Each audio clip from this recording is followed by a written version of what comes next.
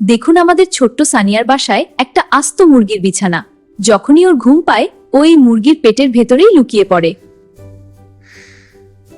আর আমাদের সাদিয়ার পছন্দ বার্গার, তাই তার বিছানাটাও বার্গারের মতো। দেখুন কি আয়েশ করে ও শোষেজ বালিশে মাথা দিয়ে ঘুমাচ্ছে। মারিয়ার এই ডিমের বিছানাটা দেখুন, সে এখানে শুধু ঘুমায় না, সারাদিন মহানন্দে লাফাতেও পারে। নুসরাতের বিছানাটা একদম তাজা মাংসের মতো দেখতে। ওর যখন খুব ঘুম পায় ও এই মাংসের স্তূপের মধ্যেই ঘুমিয়ে পড়ে।